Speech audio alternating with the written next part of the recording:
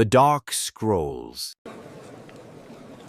The record opens not with triumph, but with uncertainty. Vienna, in the year 1717, stood at the crossroads of a continent shaken by war, diplomacy, and fragile alliances. It was here that a child was born who would one day rule an empire, though at the time few believed a girl could inherit the weight of a dynasty. Maria Theresa, daughter of the Habsburg line, first entered the chronicles as little more than a political afterthought, her existence overshadowed by the desperate hopes that her father would produce a male heir. Yet even in the silence of those early years, the wheels of history were turning, preparing her for a fate both exalted and cruel. The court of Vienna was a stage of ritual and suspicion. Every gesture, every birth, every marriage was measured not in human terms, but in the calculus of power. To be born a Hapsburg was to be born into a body that was never wholly one's own. Bloodlines were dynastic contracts, wombs instruments of survival. Maria Theresa's childhood was colored by the constant reminder that she lived in a dynasty often teetering on collapse, sustained only by the fragile promises of treaties and the relentless expectations of reproduction. Even as she learned to sing, to dance, and to pray, she was trained, quietly but inexorably, for the role her father insisted she must one day bear, sovereign of a vast and restless empire. When Charles VI issued the Pragmatic Sanction, declaring that his daughter would inherit his crown, Europe did not accept it as mere legal decree. It was seen instead as an open wound, a provocation. Rivals doubted, enemies schemed, and allies smiled with lips that concealed daggers. The question of succession was never only a question of law. It was a question of whether a woman could command soldiers, govern provinces, and stand equal to kings. Thus, the story of Maria Theresa begins already in struggle, her legitimacy contested before she had even learned to govern herself. Her marriage to Francis Steveno, if Lorraine was cast not as romance but as necessity. Through him, she secured ties to an ancient ducal house, binding together Hapsburg and Lorraine to preserve her claims.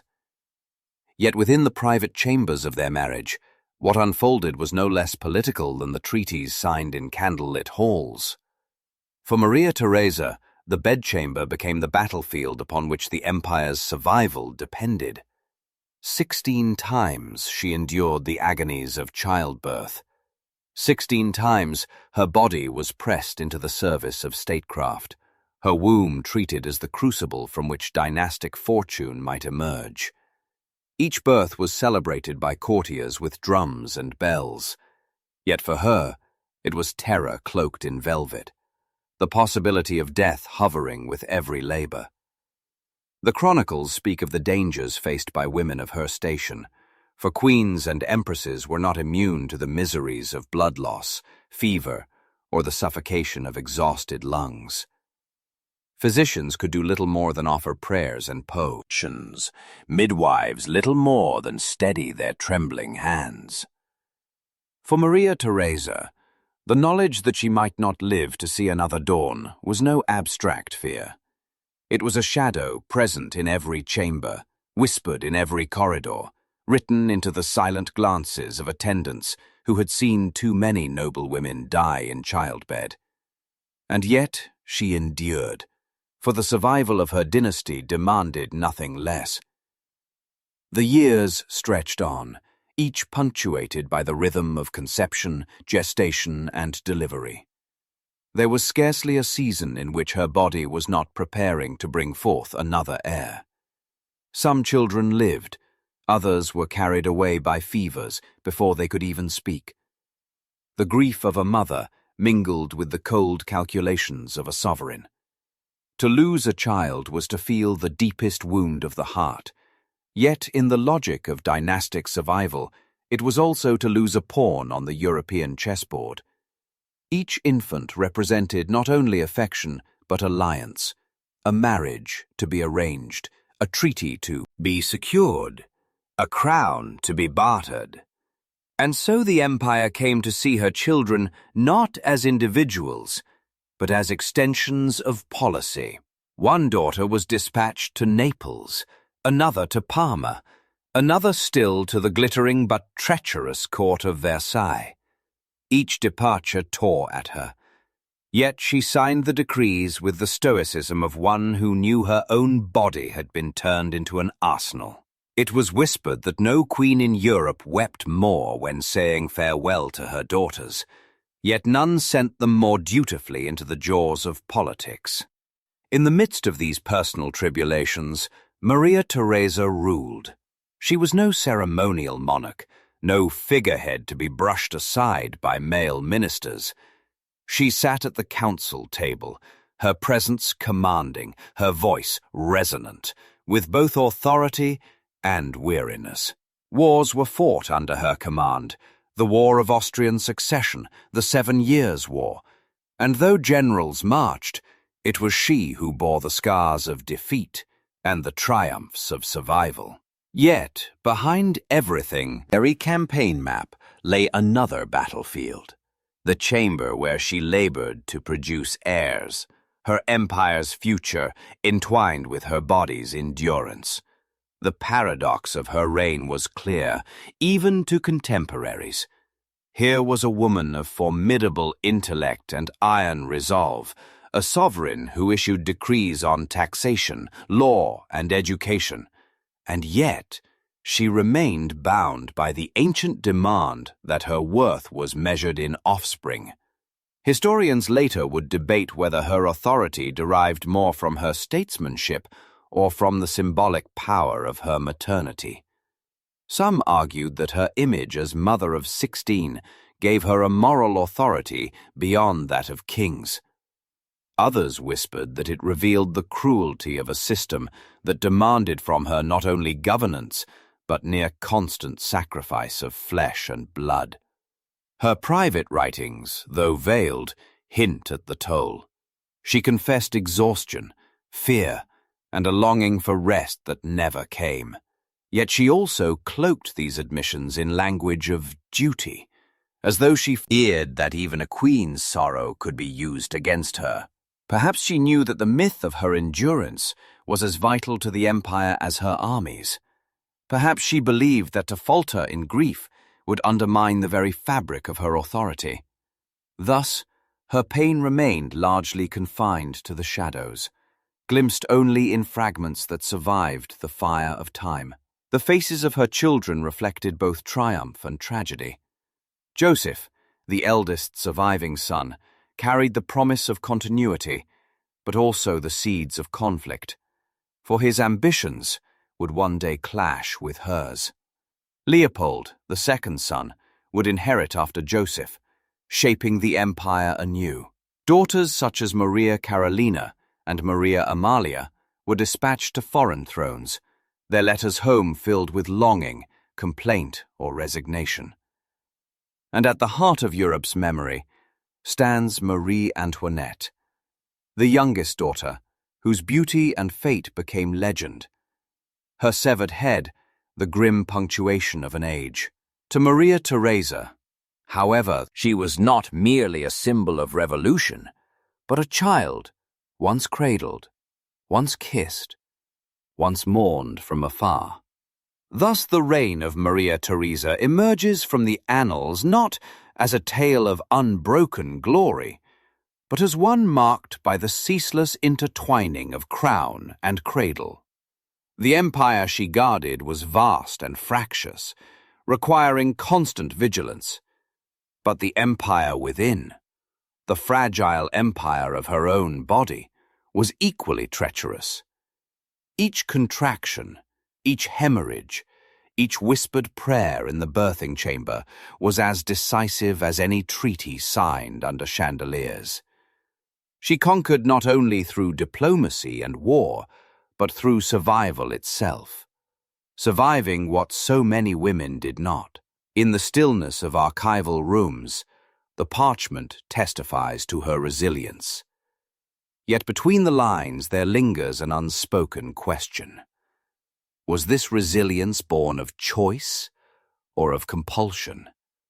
Was Maria Theresa sovereign of her destiny, or prisoner of a dynasty that demanded her womb be the fortress of empire? Scholars differ, and the truth remains veiled by time. Some argue she embraced her maternal role as an extension of her rule, fashioning herself as mother not only of children, but of subjects.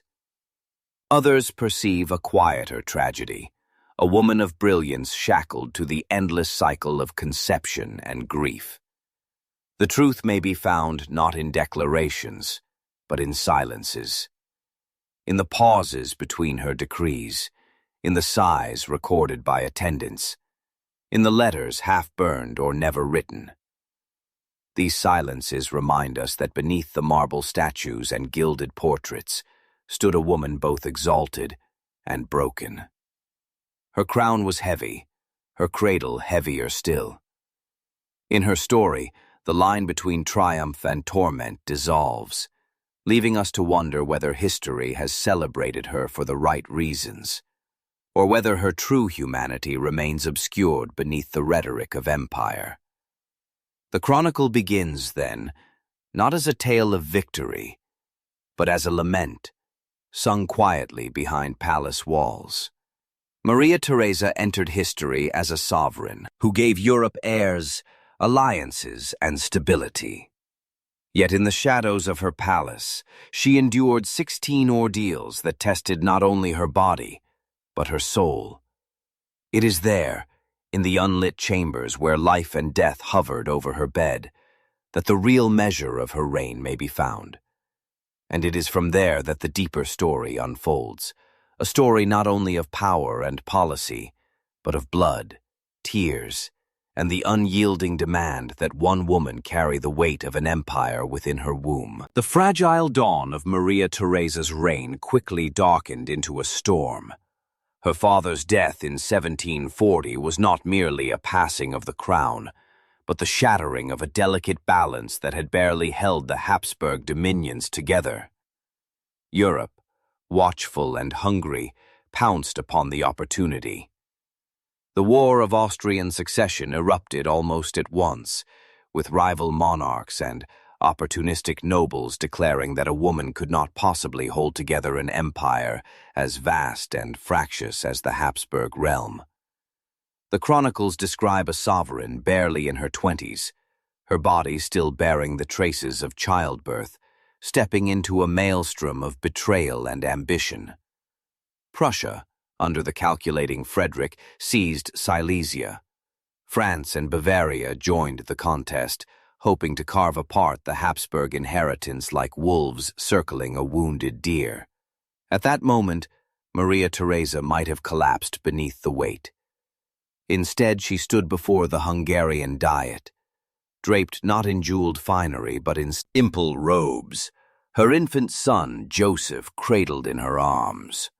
Her plea for loyalty was not the plea of a helpless woman, but the command of a mother whose blood bound her to the future of her people. The nobles, moved by her words and image, drew their swords in pledge, crying that they would die for their queen and her child. It was a moment in which maternity itself became a weapon, wielded as effectively as any army. Yet for all the grandeur of that gesture, the war did not relent.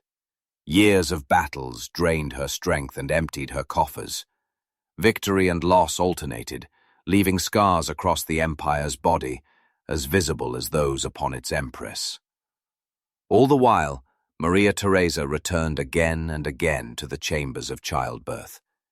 Even as dispatches arrived from the front, she endured labor pains in gilded rooms that seemed less like sanctuaries and more like theaters of survival. The empire demanded soldiers, she delivered heirs. The empire demanded alliances, she delivered daughters. Each birth was both a personal trial and a strategic maneuver, tightening the threads of dynastic security, even as her own body weakened. The rhythm of her life in these years was cruelly predictable. Conception, gestation, delivery, followed by days of pain, months of frailty, and little respite before the cycle began anew.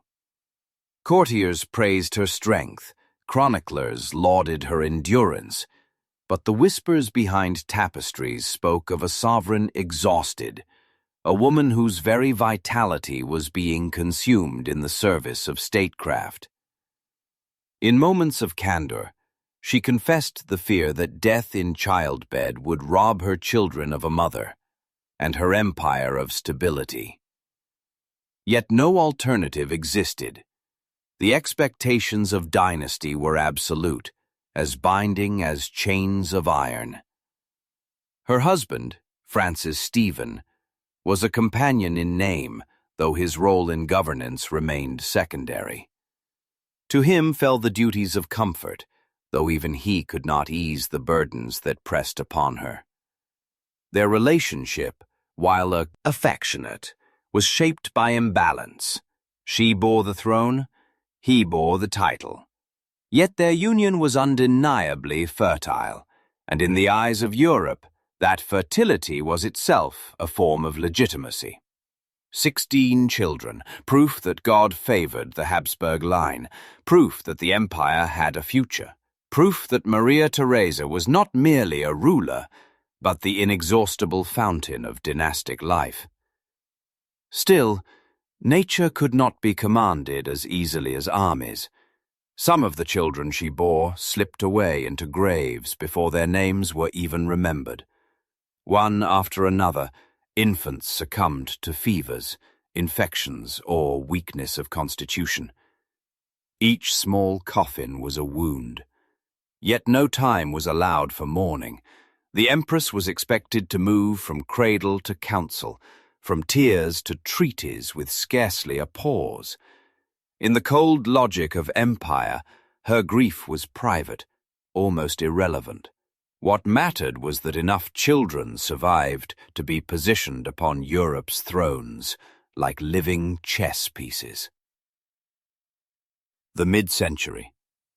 He saw her reign shift from survival to assertion. The reforms she enacted reshaped the empire's administrative core. Taxes were systematized, armies professionalized, schools expanded.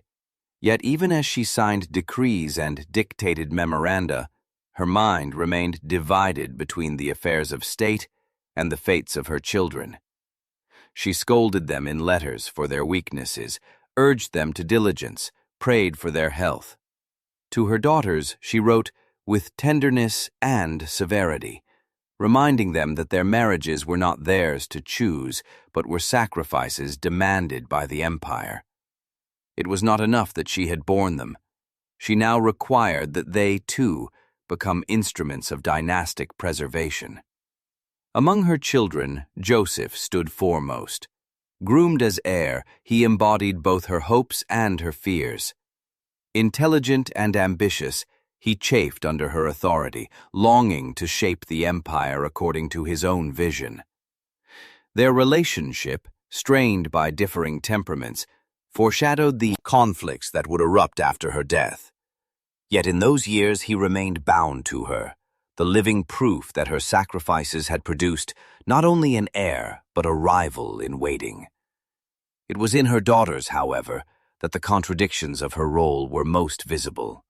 They were both beloved children and bargaining chips, nurtured with care, only to be dispatched into marriages that stripped them of choice. Maria Carolina, sent to Naples, Maria Amalia to Parma, Maria Christina, allowed the rare privilege of marrying for affection, and Marie Antoinette, the jewel offered to France. Each departure was another birth reversed, a cutting of ties as painful as labor itself. The Empress, who had endured the torments of bringing them into the world, now endured the agony of sending them away. The courts they entered were not kind. Some faced neglect, others hostility, many unhappiness. Letters reveal the plaintive voices of daughters trapped in gilded cages, appealing to their mother for sympathy. Pathy she could scarcely offer. For Maria Theresa, such complaints were both a reproach and a confirmation. Reproach that she had delivered them into misery, confirmation that they had fulfilled their duty. The irony was cruel. Her identity as mother demanded affection. Her identity as empress demanded sacrifice. The two could not be reconciled. As decades passed, the image of Maria Theresa hardened into that of the mother sovereign, a figure both venerated and feared. Courtiers knelt not only before her crown, but before her maternal fecundity, which had come to symbolize the very vitality of the empire. Yet the empress herself knew the hollowness of such symbols. Behind the marble and the myth was a body scarred by childbirth, a spirit wearied by loss, a woman who had given more of herself than perhaps any monarch before her. The War of Austrian Succession ended, but another storm followed, the 7 Years' War, a conflict that stretched across continents, from Europe to the Americas to Asia. Once more, Maria Theresa found herself fighting to preserve the empire's integrity. And once more, her family was at the heart of the struggle. Alliances forged through her children's marriages played their part, but so too did her relentless drive to maintain authority. The empire survived, though Silesia remained lost, a wound never healed. And all the while, within the palaces of Vienna, births and deaths continued to mark the rhythm of her private existence. The chronicles describe her as both iron-willed and deeply devout, her faith sustaining her through trials. She saw her role as ordained, her sufferings as sacrifice demanded by God for the preservation of her realm. Yet beneath this piety there flickered doubt. Some of her letters, though veiled, suggest moments of despair, a questioning of whether the burden laid upon her was too great. But the doubts never reached her public face. To her subjects she was unwavering. To her children she was unyielding. To her enemies she was unbreakable. And yet the cracks showed. In portraits of her later years, the once youthful empress appears aged beyond her time, her face lined, her eyes heavy. These were not merely the marks of age, but of exhaustion accumulated across decades of war and childbirth. Every child had left a trace upon her, every grief another shadow. To gaze upon those images is to see not only a ruler, but a body that bore the weight of empire in the most literal sense. In the silent chambers of the Hofburg, the echoes of her labors still linger. 16 times she entered the valley of death and returned, though not without cost. Each survival was a miracle, each breath a defiance of mortality. But survival alone does not erase suffering. Her reign, judged by historians as strong and reformist, cannot be separated from the blood-soaked linens, the whispered prayers of midwives, the funerals of infants, the departures of daughters. Her sovereignty was carved not only from treaties and battle, but from the endurance of a body demanded beyond reason. Thus, as the second act of her story unfolds, one sees clearly the double empire she ruled. One empire stretched across lands and peoples, bound together by law and sword. The other empire existed within her flesh, sustained by pain and persistence, producing heirs as essential to diplomacy as any treaty. Together, these empires defined her reign. Together, they reveal the paradox of Maria Theresa, a monarch remembered for her strength, yet whose greatest strength may have been her capacity to suffer without surrender. The empire she preserved in fire and blood did not grant her peace in the years that followed. By the 1760s, Maria Theresa stood as one of the longest reigning sovereigns in Europe, yet her reign was no gentler for its longevity. Her husband, Francis Stephen, who had long remained a figure more of courtesy than of power, died suddenly in 1765. The loss, recorded in somber lines by contemporaries, left her not only a widow, but a woman whose closest companion, imperfect though their union may have been, was torn away without warning. She appeared at his funeral shrouded in black, her figure frail beneath the veil, yet her presence commanded silence. From that day she wore mourning clothes until her own death, as if her body itself had become a monument to absence. In the wake of Francis's death, the governance of the empire shifted further. Joseph, her eldest surviving son, was declared co-regent. The arrangement, however, was no harmonious partnership. Joseph, bred in the Enlightenment, restless, impatient, looked upon his mother's methods as cautious, outdated, bound too tightly to the weight of tradition. Maria Theresa, seasoned by wars and by the knowledge of fragility, looked upon Joseph as reckless, arrogant, too quick to dismantle what had cost so much to preserve.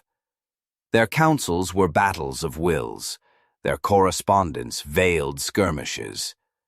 The empire became not only a field of armies, but of generational conflict, mother and son clashing in ways both personal and political. The quarrels with Joseph exposed the shadows of her maternal role. She had borne him through agony, raised him with the expectation that he would continue the Habsburg legacy. And now he stood against her, dismissing her authority as antiquated. The paradox of sovereignty is laid bare here. In giving life, she had created the very adversary who would seek to diminish her. The halls of Vienna echoed with arguments over reforms, wars, and alliances. But beneath the rhetoric lingered the deeper tension of mother against son, love entangled with rivalry.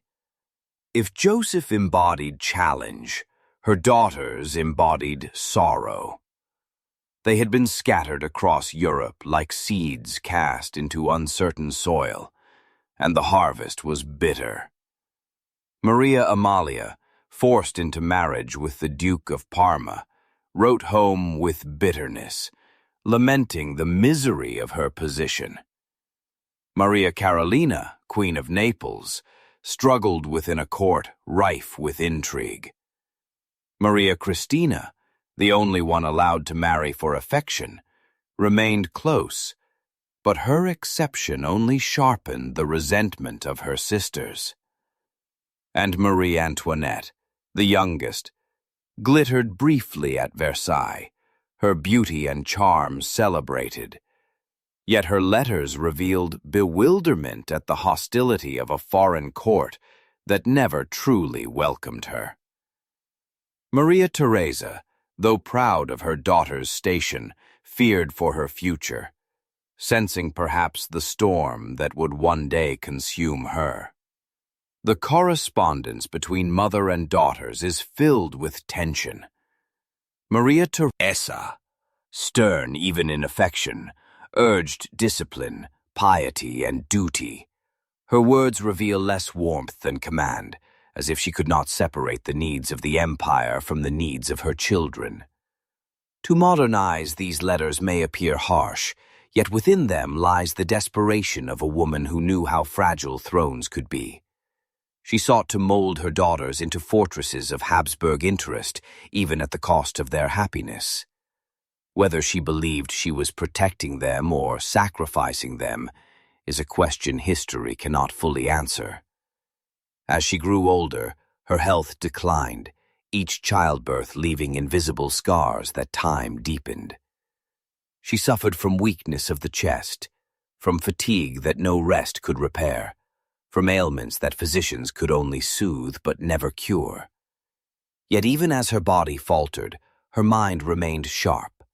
She continued to issue decrees, to correspond with ministers, to manage the intricacies of an empire that stretched across many tongues and peoples. Her authority was undiminished in public, but in private she admitted to weariness, to longing for release from the endless burden. The image of the Empress in her final decades was one of contradiction. Draped always in black, mourning Francis, she became almost spectral in appearance, a figure of solemn dignity that inspired awe and dread. Yet behind that veil of piety and endurance lay a mother who still counted her children's misfortunes as personal wounds. Each letter of complaint from Parma, each rumor of discontent from Naples, each whisper from Versailles deepened her sorrows. She had borne them with her body, borne them again with her tears, and now bore them once more as distant monarchs whose struggles reflected upon her own. In this period, Europe itself was shifting. The Enlightenment spread ideas of reform, reason, and liberty, ideas that Joseph embraced eagerly, but which Maria Theresa regarded with suspicion. She accepted certain reforms, education, some administrative centralization, but rejected others that seemed to her to undermine faith and order. To her, sovereignty was sacred, ordained, a trust handed down through divine will. To Joseph, sovereignty was a tool to be wielded in pursuit of efficiency and progress. Their conflict was not merely political, but ideological. Mother bound to tradition, son carried forward by new currents. The empire trembled between them. Through all of this, the memory of childbirth remained like a scar upon her reign. 16 times she had faced the threshold of death. 16 times she had returned. In her letters and reflections, she often referred to her children as blessings, but also as burdens, too heavy for any single woman to carry. The deaths of those who had not survived remained wounds unhealed, shadows that trailed her even into old age. The grief of a mother cannot be erased by crowns or victories, and in her case, it may have been intensified by the knowledge that the living were seldom truly hers to keep. Marie Antoinette, in particular, occupied her thoughts. The youngest, sent to France as a girl, had become both hope and risk. Maria Theresa counseled her endlessly, to restrain frivolity, to be vigilant, to remember her duty. Yet Versailles was a world alien to her daughter, glittering and cruel, a court where intrigue was constant and suspicion never absent. Maria Theresa's warnings reveal both foresight and helplessness. She could see the dangers, but could not protect against them. The bond between mother and daughter stretched across borders, tested by distance and circumstance, until it would ultimately snap beneath the weight of revolution. By the late 1770s, Maria Theresa's reign neared its end.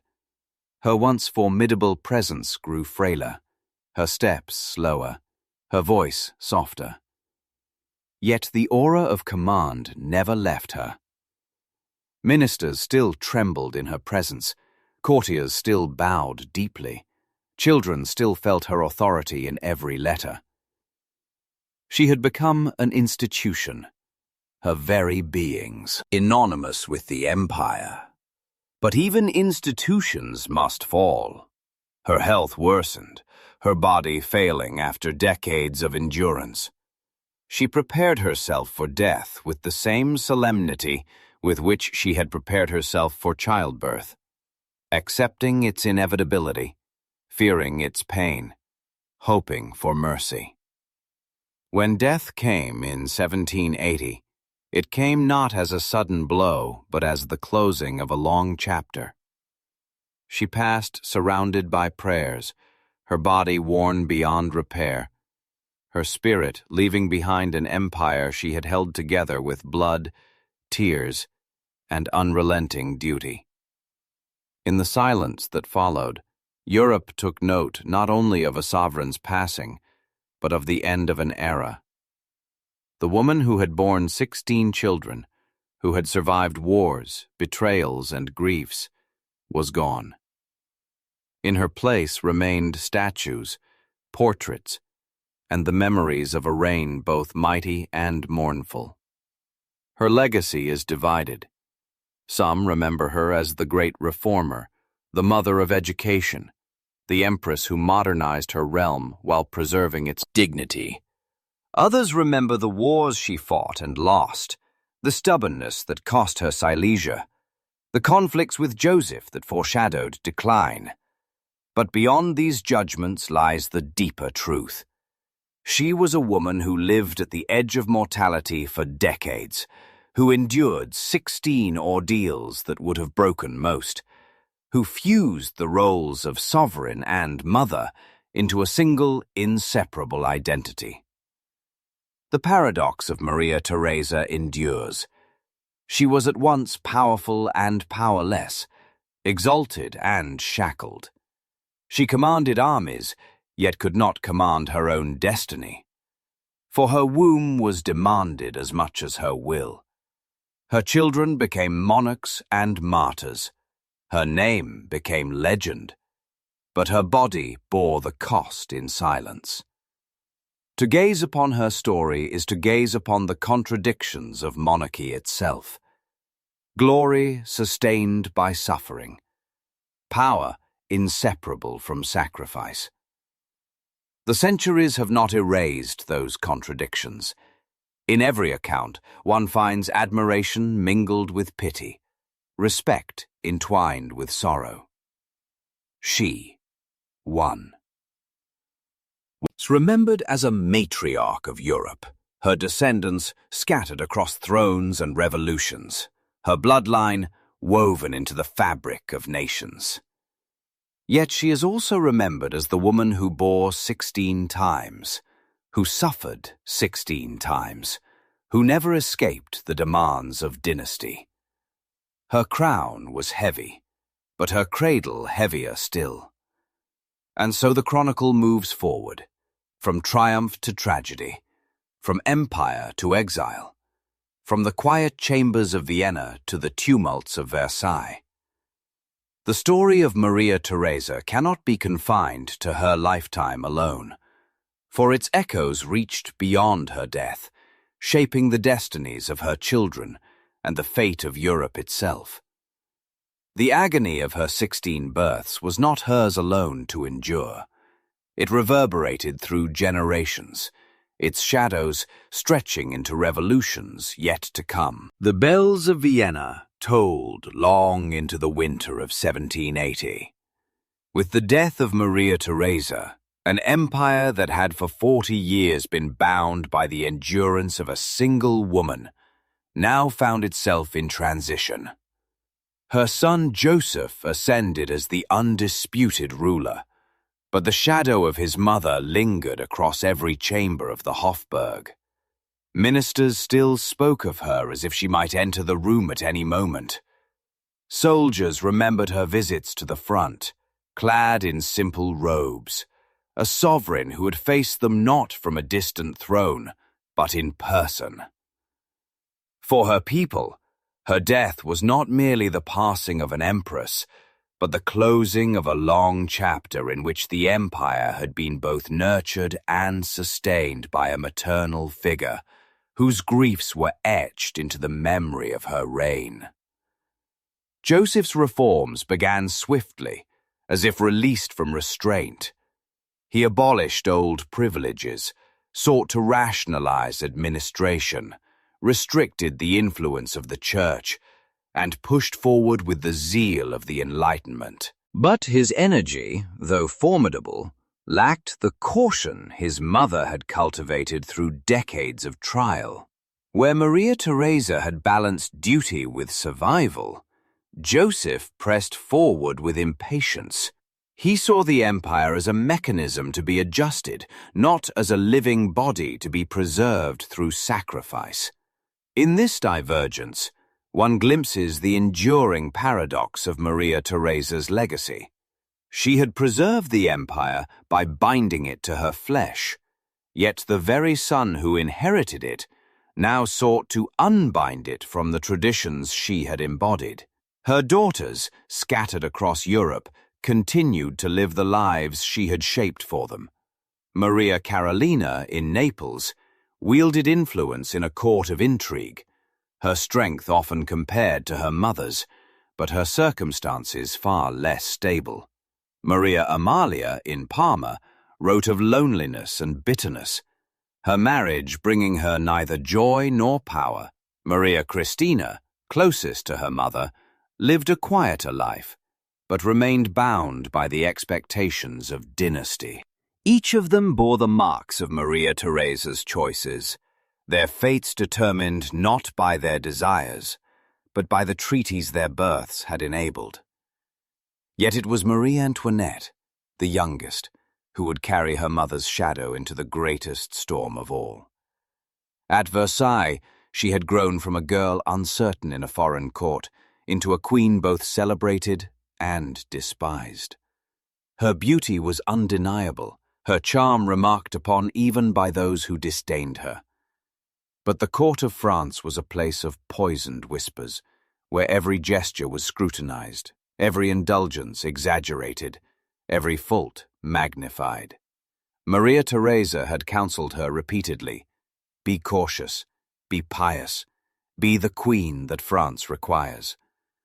But Antoinette was young, unguarded, too eager for pleasure, too unaware of the gathering discontent beyond the gilded mirrors of Versailles.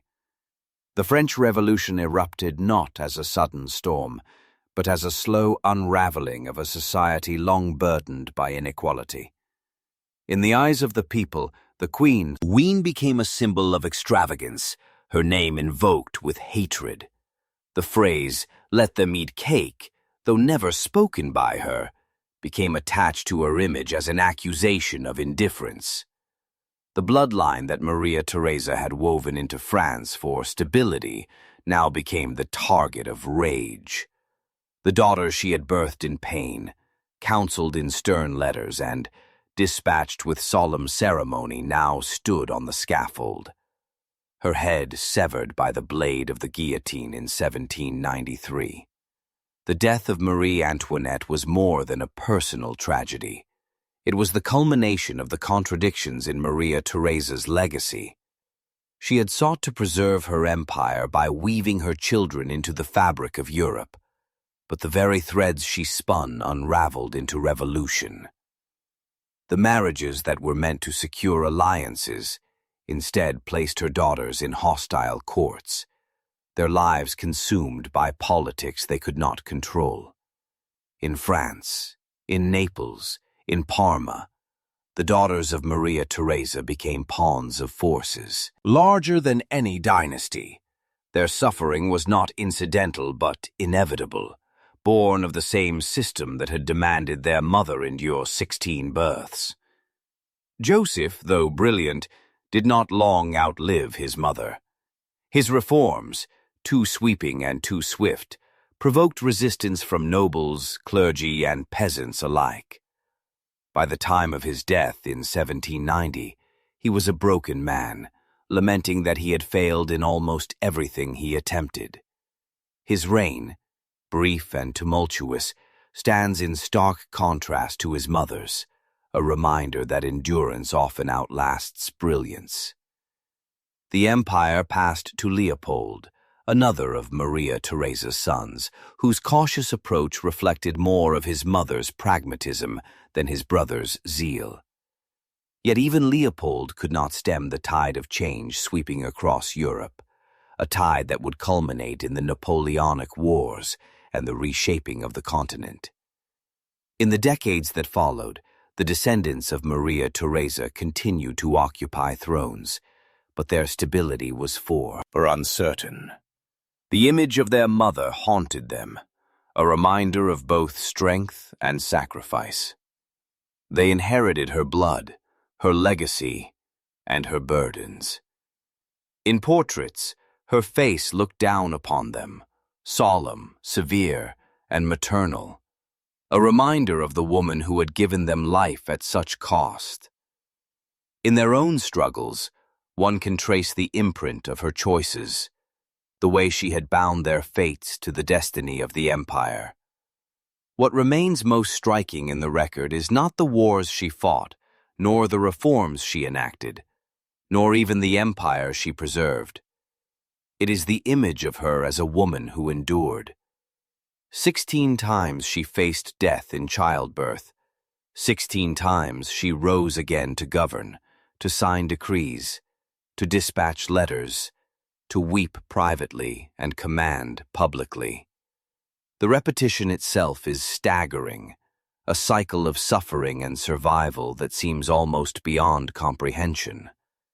In her, the personal and the political fused completely, the body of the woman and the body of the state inseparable. The historians debate whether she embraced this role or was crushed by it. Some argue that she fashioned herself consciously as the mother of her people, turning her fecundity into a symbol of stability. Others suggest that she had no choice, that her identity was consumed by the demands of dynasty, that her personal desires were obliterated by the necessity of empire. The truth may lie somewhere between. A woman of immense strength who chose to endure what she could not escape, who turned necessity into virtue because there was no other path open to her. Her legacy endures not only in the palaces and statutes, but in the questions she leaves behind. What is the cost of empire when measured in flesh and blood? What does sovereignty mean when it demands the surrender of self to the needs of dynasty? In Maria Theresa, these questions are not abstract but visceral, etched into the record of her life as deeply as the scars of childbirth were etched into her body. The 19th century remembered her as a great empress, a figure of dignity and reform. The 20th century, with its revolutions and re-examinations, saw her more critically, as a woman bound by and complicit in a system of oppression. The 21st continues to debate her, caught between admiration for her strength and sorrow for her suffering. Yet in every age, the image of Maria Theresa as mother remains central, an image both venerated and tragic. In the silence of archives, her letters still speak. They reveal a woman both commanding and weary, affectionate and severe, devout and doubtful. They remind us that behind the grandeur of titles lies the fragility of human life. Behind the marble of monuments, the reality of blood and bone. To read them is to feel the presence of a woman who was at once a sovereign and a prisoner, a ruler of millions and yet captive to the demands of her own dynasty. Her story does not end with her death, nor with the deaths of her children. It continues in the legacy of her bloodline, in the revolutions that consumed Europe, in the debates that historians still wage. It continues in the memory of a woman who endured what few could, who held together an empire, not by conquest alone, but by the sheer force of survival. It continues in the haunting question of whether her sacrifices were triumphs or tragedies, whether her endurance was victory or victimhood. The record remains open, the judgment unresolved. For every chronicle that praises her as a great empress, another whispers of her as a suffering woman. For every account that celebrates her reforms, another lingers on her grief. The truth lies not in choosing between these images, but in recognizing that both are true. That Maria Theresa was at once mighty and mournful, exalted and exhausted, sovereign and mother. In the candlelit halls of memory, her figure stands still, a woman draped in black, eyes solemn, hands clasped in prayer, surrounded by the ghosts of children both living and dead. She is remembered, not only for the empire she preserved, but for the agony she endured. An agony that defined her reign as surely as any treaty or battle. In her, the story of monarchy reaches its most human expression. Power paid for in pain. Sovereignty sustained by sacrifice. The silence that followed Maria Theresa's death did not still the echoes of her presence. In Vienna, the Hofburg seemed emptier without the sound of her measured steps, the rustle of her black mourning garments, the decisive tone that had guided ministers and generals alike. Yet her absence was not an end. It was the beginning of a long shadow, cast across generations who bore her name, her blood, and her burdens. The empire she left was formidable, but fragile. Joseph's brief reign burned brightly and collapsed swiftly, a testament to the dangers of zeal without patience. Leopold, more measured, restored a measure of balance. But he too died within 2 years, leaving the throne to Francis II, the grandson Maria Theresa had lived long enough to cradle in her arms. It was under him that the Holy Roman Empire itself would collapse, shattered by Napoleon's conquests, dissolving the centuries-old title that Maria Theresa had struggled to preserve. The paradox became clear. She had sacrificed body and spirit to ensure dynastic survival. Yet within a generation, the very structure of her world dissolved. The children she bore, scattered across Europe, became monarchs and consorts, but their thrones were not secure. Revolution, war, and the rising tide of modernity consumed many of them. Her dynasty endured in name, but the stability she had fought for remained elusive. Among her descendants, none has haunted memory more than Marie Antoinette. Her execution in 1793 was not only a tragedy of an individual, but a symbolic death for an entire system of monarchy. As the blade fell, it severed not only the queen's head, but the fragile thread of legitimacy that Maria Theresa had tried to weave through marriage alliances. The daughter born in the Hofburg, counseled by stern letters from her mother, mocked in France as the Austrian woman, died amid jeers of a crowd that saw her not as a person, but as the embodiment of tyranny. For Maria Theresa, who had wept to send her away, the daughter 13 came 13 years too late to witness, but it remains bound to her story. The agony of 16 births was not only physical, but prophetic. One of those births carried within it the seeds of revolution that would engulf Europe. The sons she bore fared little better. Joseph, restless and unfulfilled, lamented his failures on his deathbed. Leopold, competent and pragmatic, was struck down too early to entrench stability.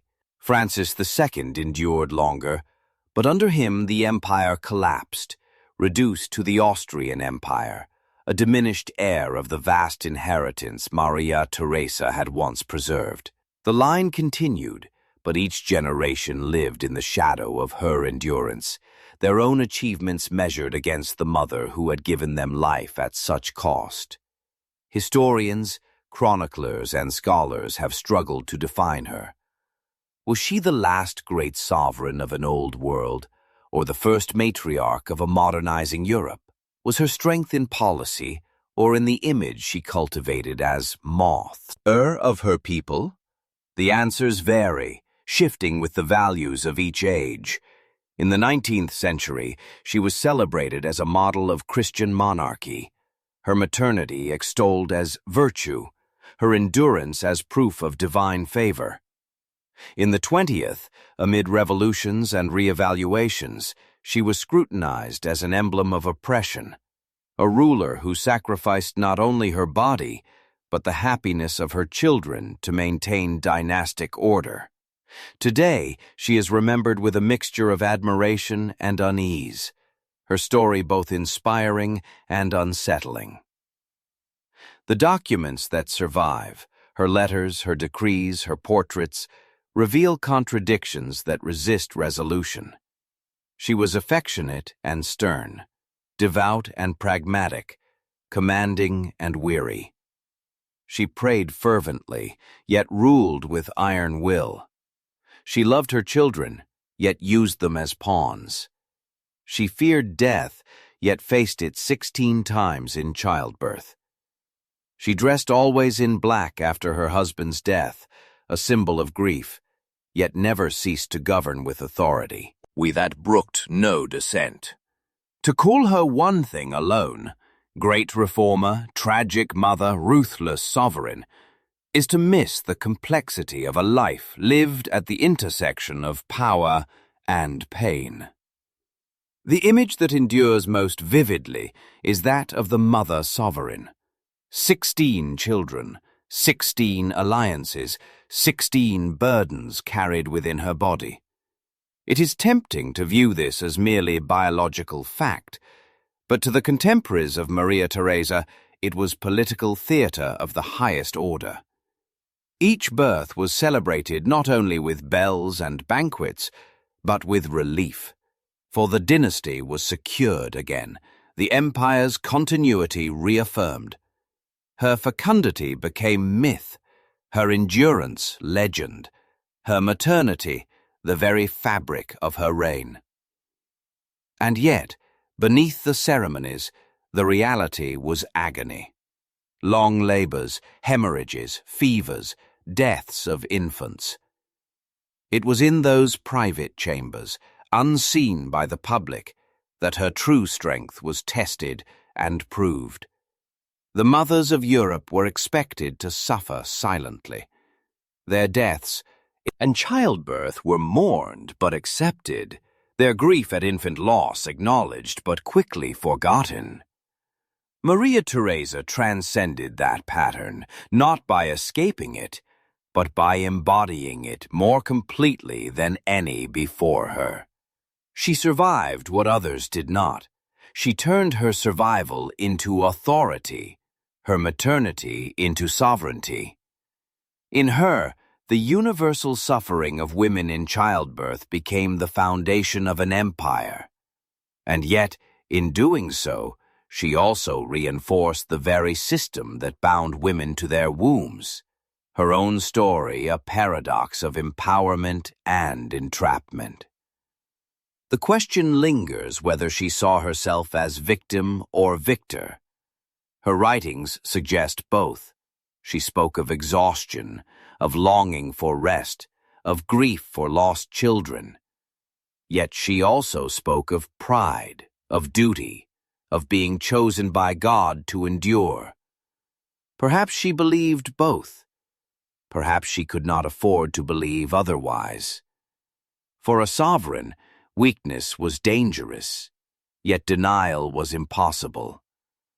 The balance she maintained was not only between empire and self, but between despair and faith, between suffering and purpose. As centuries passed, her memory was reshaped. Nationalists in Austria invoked her as a symbol of unity, reformers as a model of progress, conservatives as a bastion of tradition. In France, she was remembered with bitterness, her name tied to the foreign queen, who became a scapegoat of revolution. In Hungary, she remained beloved, her appeal to the Diet in 1741 still celebrated as a moment of shared loyalty. Each nation, each generation, claimed a piece of her, fashioned her in their own image, used her story for their own ends. Yet the private Maria Theresa, the woman behind the veil of sovereignty, remains elusive. We glimpse her in letters, scolding a daughter for frivolity, in notes to a minister fretting over finances, in prayers written with trembling hand. We glimpse her in the portraits that show her aged, eyes weary, clad in black. We glimpse her in the echoes of her children's misfortunes, their sorrows, reverberating back to the mother who bore them. But we never see her whole.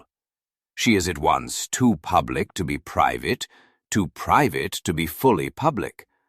Her legacy is a mosaic of fragments, never complete. What remains undeniable is the scale of her endurance. 16 times she risked her life. 16 times she returned to govern. 16 times she placed her body at the service of dynasty.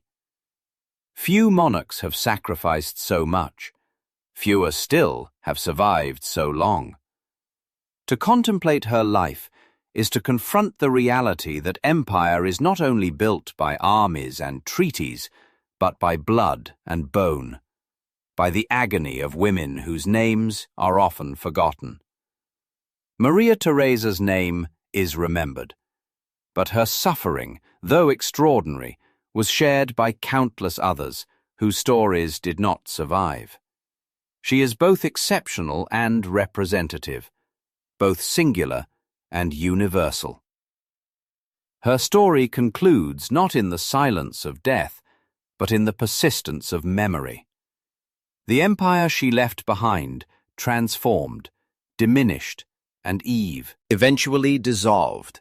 The children she bore scattered, suffered, and sometimes triumphed, their lives shaped by forces larger than themselves. The world she knew gave way to revolutions, to republics, to modern states. Yet her presence lingers, carved in stone, painted on canvas, written in chronicles. Her shadow stretches across centuries, a reminder of the costs of power, the weight of dynasty, the endurance of one woman who bore 16 times and governed 40 years. In the final reckoning, Maria Theresa remains unresolved. She is remembered as great and mournful, powerful and shackled, sovereign and mother.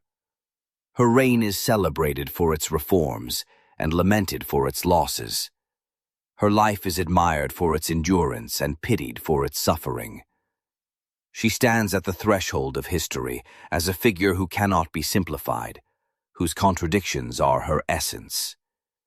She is the empress who held an empire together, and the woman who endured 16 agonies to do so. She is the matriarch of Europe and the captive of her dynasty.